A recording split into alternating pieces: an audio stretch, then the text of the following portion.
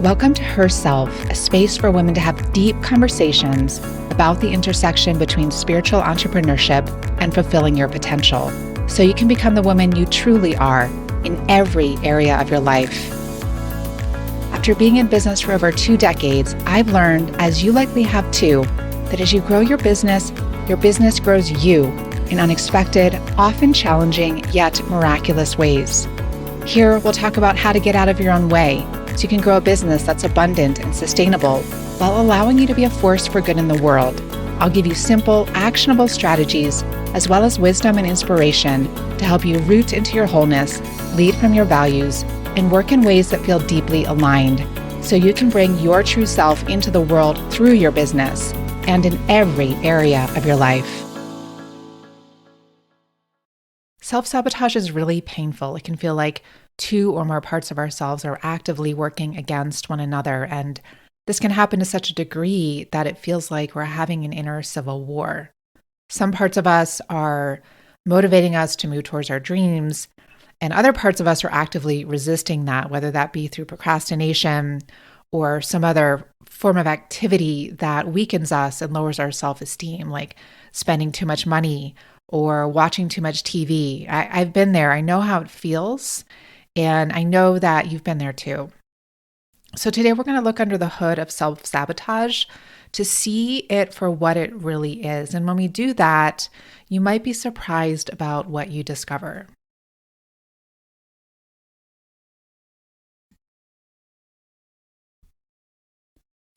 I want to take you back in time with me to the spring of 2010. A relationship that I was in ended. We had shared a home together, and my former partner moved out. I loved this home so much. It was a big manifestation for both of us. And I was looking for a housemate so I could stay in the house. I just didn't want to let it go.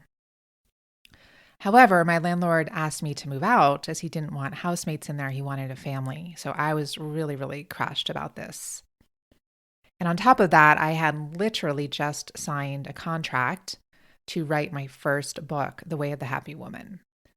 Now, that book contract was a dream come true.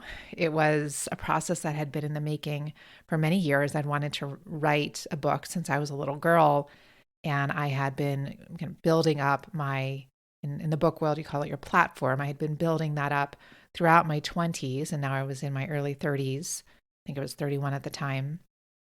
So I had been building towards that moment for the past decade, really.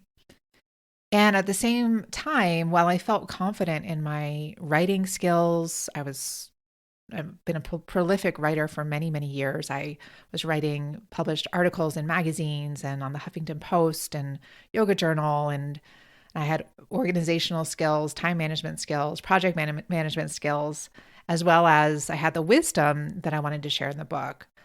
I didn't really know how to write a whole book. I had never done it before, and the thought of that felt daunting, and I had some self-doubt. Will I even be able to do this? And I just want to validate that that's a normal part of the book writing process when you're writing your first book.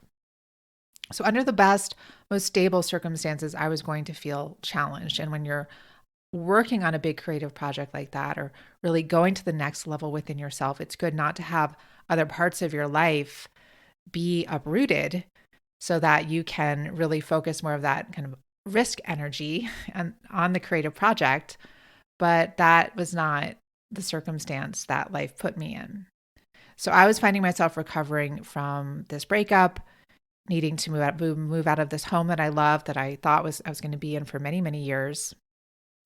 And I was needing to start writing my first book, so all this felt very, very challenging. And on top of this, my contract had already been signed before all of this came forward, and I had 6 months to write the book. It was a very aggressive contract.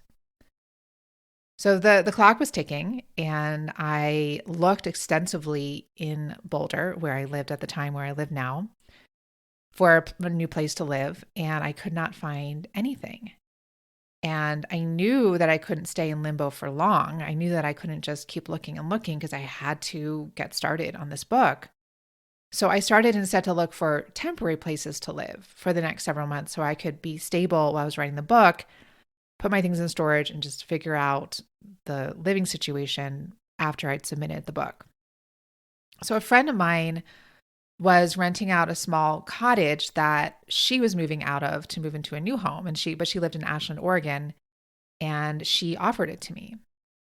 So while that would require, again, me putting my things in storage, driving out to Ashland, being in a place where I didn't really know anyone except for her, I took her up on the invitation and I packed up all my things, put them in storage, packed up my car with what I needed for those months, and I drove out west to Oregon.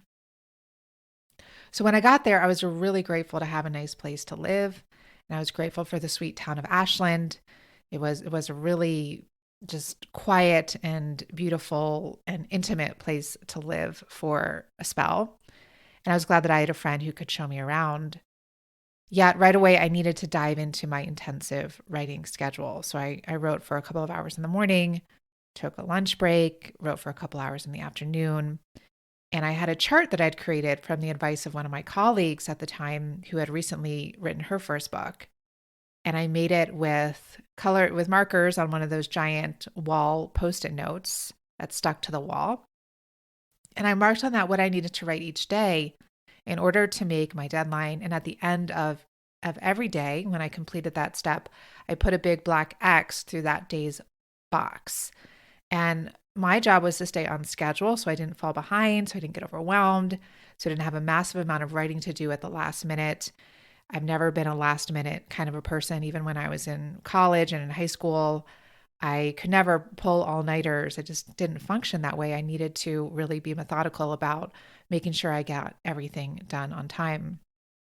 Because I knew that if I missed a day of putting that X on that post-it note, that then whatever I didn't complete that day was going to need to be moved forward to the next day, and it was just going to pile up and create even more of a challenge for me. So I was doing well with staying on track, even on those days or for those hours when I'd often sit and stare at my computer screen, feeling unsure about what to write. Because it was the summertime, there were many days when I would set up my computer outside on the patio table under the umbrella so I could get the fresh air and the sunshine and listen to the birds and feel the warm air on my skin. And sometimes I would just sit there and I don't know what to write. I don't know what to write.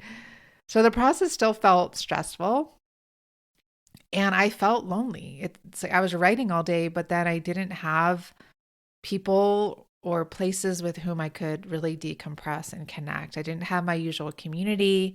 I didn't have my usual surroundings or support structure. And I was also feeling insecure about being so unmoored in my life, being single, not having a stable home, being in so much uncertainty, not sure what was going to be coming next. So I was struggling with a lot of anxiety, plus those feelings of loneliness and isolation. And I wasn't able to really dive into community in Ashland because of the solitary nature of writing a book and kind of needing to be in a bit of a creative cocoon, because even during the hours when, or stretches of time when I wasn't sitting down on my computer writing, I was still in the creative process of really thinking about it and synthesizing ideas. And it just, for me, when I'm writing a book, it doesn't help to disperse my energy across a lot of different people in a lot of different directions. And because I was under such a tight deadline, I didn't really have wiggle room around that. I just simply didn't have that much free time. So the pressure started compounding while I was there, and it reached a boiling point. And what happened next is something that I've spoken about very publicly, and also it's written about in the introductory story in my second book, The Book of She, which I didn't write for several years later. So I started to have relapses of my bulimia, which I thought that I had healed in my late teens, early 20s. And I started to have these relapses of binging and purging at times. And that was a coping mechanism that I leaned on a lot, especially in my teens.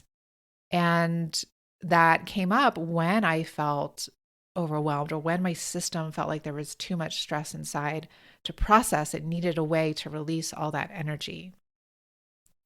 So there I was trying to share my wisdom in this new book that I was really, really happy about writing, really proud of writing. And at the same time, I felt like a huge hypocrite in the process because this old coping mechanism resurfaced that I thought that I had healed through the process that I was writing about in my book. And on top of that, I was grappling with loneliness, anxiety, fear, and self doubt. And then the stressful cycles of binging and purging that other parts of me were actively trying to stop or actively criticizing. And so my self worth was just going down and down and down and down. So I share this because this is a classic example of self sabotage, right? Some parts of me were working each day to accomplish this big dream, to write this book, and to keep me on track with that. While other parts of me were making that very challenging, were leading me to resort to those old coping mechanisms. And in that, it just unleashed this backlash of inner criticism and lowering self worth and just brought me into this downward spiral. So your self-sabotage may look like this or it may look different. For some of the women I work with, it looks like drinking a little bit too much or a lot too much, whether that's alcohol or sometimes coffee or smoking cigarettes, smoking pot, watching too much, staying up late and watching too much TV, getting distracted on social media and not doing the things that are really going to be moving the needle, or staying busy with busy work and just doing a lot of little odds and ends here and there, maybe taking too many online courses or always in some kind of a course, but never making real progress on the things that are important to you.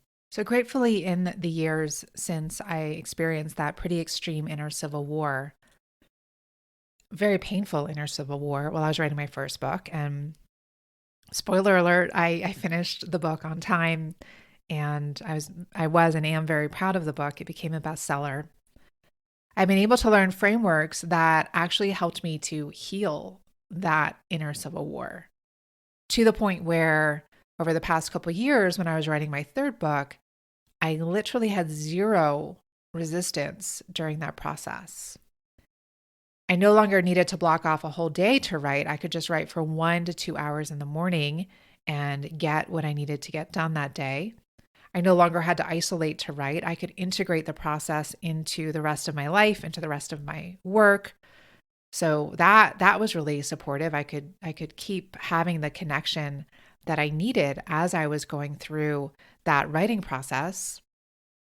And I no longer had parts that felt so scared, so doubtful, and so overwhelmed about the whole process. Yes, it helped that I'd written 2 books already, so I knew I could do it. But it also helped that I learned how to heal those self-sabotaging parts within me. And within the healing framework that I used and that I continue to use and that I trained in and integrate into my work, internal family systems or IFS, we can say that our self-sabotaging behavior is coming from protective parts of us. Now, these protective parts of us are young. They're younger than we are right now. And they experienced something or many things that were challenging when we were younger and that didn't turn out well, that ended up with us getting hurt, either physically or emotionally, or judged or criticized. So now they're working really hard to make sure that doesn't happen again. One powerful question we can ask these self-sabotaging parts of us, rather than just fighting against them like I was doing in Ashland all those years ago, is like really getting eye to eye with them and saying, what are you afraid would happen if you didn't do this thing, whatever that is? Whether in my case, I was binging and purging or smoking cigarettes or drinking that extra glass of wine or watching that extra TV show at night when you know you should be going to sleep. And then from a non-judgmental space, we listen to what they're afraid of. What are you afraid would happen if you didn't do X? Then listen to what they're afraid of. Because whatever they say, that's the thing that they're working so hard to keep from happening again. Because they're stuck in time. They're not the same age that you are. They're still stuck in that time because it hasn't been resolved. They haven't gotten the support that they needed. Let me give you a concrete example of this from my story that I shared with you earlier. If I were to have asked that part of me that was binging and purging, what are you afraid would happen if you stopped doing this? If you stopped sabotaging Sarah from writing her book in this way? That part of me would likely have answered, I'm afraid that Sarah's going to feel a lot of pain and that she can't handle that pain, that it could even kill her. It'd be so much pain. Bam. Right? So this self-sabotaging, binging, purging part, I can see, thought that I was very young and that with that, I did not have the capacity to be with pain. So much so that it would have destroyed me. That's what I was afraid of.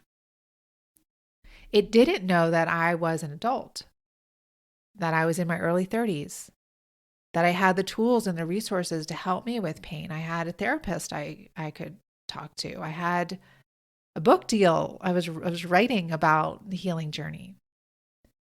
So the truth is, the self-sabotaging part of me wasn't really trying to hurt me. It was trying to protect me.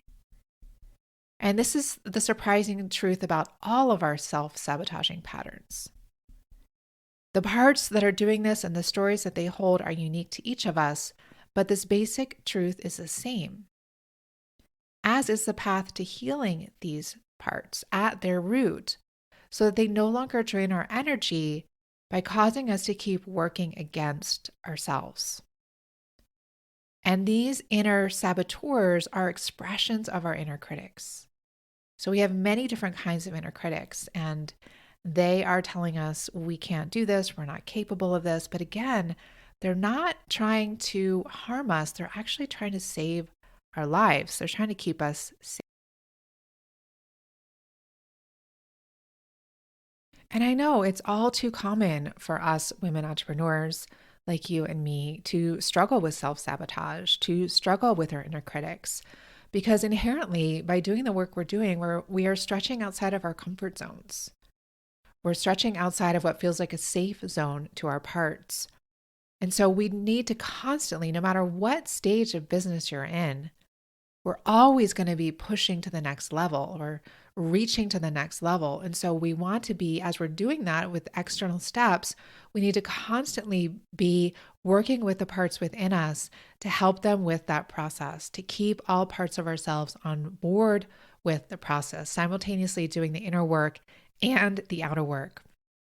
And this is something that I feel like we're just not focusing enough on. We're just not talking enough about. And it's really the missing ingredient to success when I see a lot of women staying stuck or not being able to reach the milestones that they've been working towards.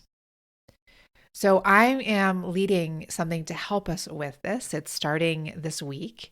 It is called the Inner Critic Cure, and it is a literally life-changing 4-day immersion for women entrepreneurs. Because the truth is, the success and the desire that we most want in our lives comes from the inside out. And if we're just focused on the external, writing that blog post, writing that book, getting that new client, we're not going to get where we want to go in the way that we want to get there.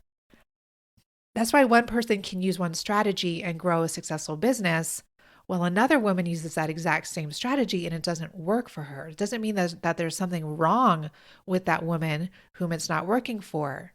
It just means that some parts of her are not fully embracing that outcome that she's reaching for. So one of the main causes of that is the level of self-worth that each woman holds inside. If we don't have a high enough deservingness level, no matter how much effort we exert, we're not going to experience the results that we want. So the Inner Critic Cure is designed to help you reshape your inner world so that you are ready and primed for the success that you are working to cultivate in your outer world. So in this live immersion, I will be sharing with you not only how to heal your relationship with those harsh inner voices that are holding you back, but also to transform them into your strongest allies, which is what I did with those self-sabotaging parts. They were with me when I was writing my third book last year, and they were cheering me on, supporting me, believing in me. And it was such a stark contrast from the experience that I had with my first book. And the methodology that I am laying out over these 4 days is the exact thing that helped me to have that transformation. And I want you to have it too. So during our 4 days together inside this powerful, supportive container, I will show you how to access your point of power within you so that you and your inner critic, your self-sabotaging parts, can truly begin to make peace. We'll get to the root of the negative voices inside and begin to see how they can become important allies instead. And I'll share one counterintuitive strategy that works with the inner critic when all the others, like silencing your inner critic, banishing your inner critic, even quieting your inner critic, these things do not work. And I'll share a powerful process to heal wounded parts of you that hold the key to embodying your fullest potential and really going after the dreams that are most important to you. And as always, when we meet live like this, one of the best parts is being in a community of other supportive and like-minded women. So I'd love for you to join us if this speaks to you. You can learn more and save your seat at programs-sarahavaughnstover.com/immersion. That's programs-sarahavaughnstover.com/immersion. And you can also find the link in the show notes for this episode. So as you can see here, hopefully the pathway that I'll lay out for you over these 4 days has changed my life and my work, and I would love to share it with you too. Above all, I'm here to tell you that whatever self-sabotage pattern or patterns you are struggling with, they're here to try to help you, not hurt you. They've just gotten misguided. It is possible to get them to start working for you and not against you. And it is possible for them to become incredible allies towards realizing your most cherished dreams. Thank you for joining me today. And remember, change doesn't come from listening alone. I invite you to commit to taking one small or large, courageous action after today's conversation. One step you can take if you haven't already is to sign up for my Sunday journal.